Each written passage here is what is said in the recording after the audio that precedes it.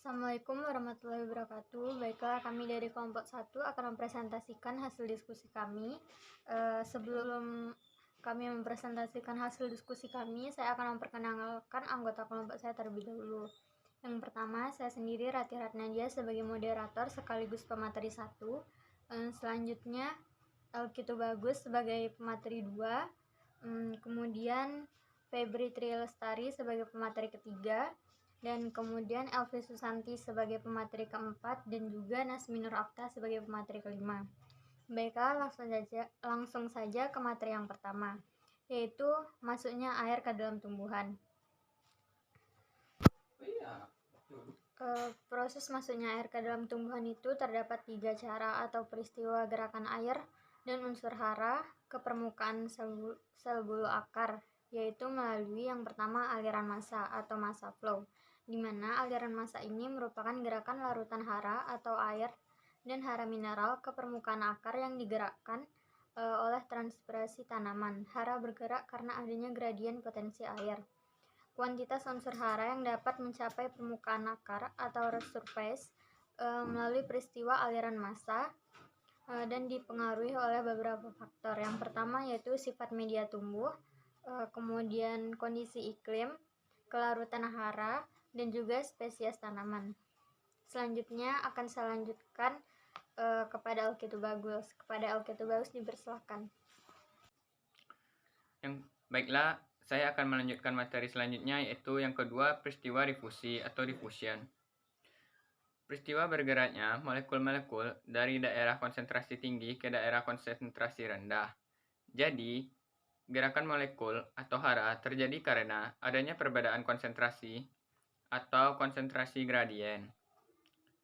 Dari hasil-hasil penelitian yang telah dilakukan, diketahui bahwa pasokan Ca dan Mg terutama adalah melalui aliran massa, sedangkan K dan P terutama oleh difusi.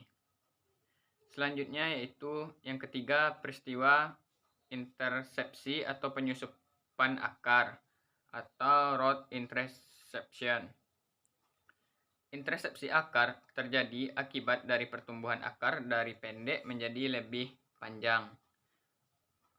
Dari tidak bercabang menjadi bercabang, bertambahnya jangkauan tentu saja bertambah pula unsur hara yang bisa kontak dengan permukaan bulu-bulu akar dan selanjutnya dapat diserap oleh akar tanaman. Unsur hara yang berhasil kontak dengan akar dipengaruhi oleh beberapa faktor, antara lain yaitu A. Volume media tanaman yang tercover, B. Morfologi akar, C. Konsentrasi unsur hara yang tersusupi. B. Laju kehilangan air. Kehilangan air secara umum dibagi dalam 2 bentuk kategori, yaitu antara lain. Yang pertama, kehilangan akibat fisik, di mana kehilangan air terjadi karena adanya rembesan air di saluran dan perkolasi di tingkat usaha tani atau sawah. Dan yang kedua, kehilangan akibat operasional terjadi karena adanya pelampiasan dan kelebihan air, pertumbuhan pada waktu pengoperasian saluran dan pemborosan penggunaan oleh petani. Kehilangan air pada tiap ruas pengukur debit masuk atau inflow, debit keluar outflow, diperhitungkan sebagai selisih antara debit masuk dan debit keluar. Baik, materi selanjutnya akan dilanjutkan oleh Febri Trilestari. Baiklah, saya Febri Trilestari 17010063 akan melanjutkan presentasi dari sebelumnya, yaitu efisiensi rata-rata untuk saluran primer dengan jumlah 93,36%, sekunder dengan jumlah 83,02%, dan tersier sejumlah 77,84%. Sehingga secara keseluruhan rata-rata efisiensi jaringan irigasi pada air sagu sebesar dengan jumlah 60,330%. Nilai efisiensi rata-rata dari saluran primer di atas 90%. Berarti air yang hilang sedikit karena saluran primer bersifat permanen dengan sedikit gerusan pada dinding dan dasarnya. Selanjutnya, adaptasi tumbuhan terhadap kekurangan dan kelebihan air. Genangan air merupakan faktor penting yang mempengaruhi pertumbuhan, perkembangan, dan kelangsungan hidup spesies tanaman. Tidak hanya pada ekosistem alami, tetapi juga pada sistem pertanian dan hortikultura. F. Pengelompokan dan karakteristik tumbuhan berdasarkan kadar air tanah. Yang pertama, A.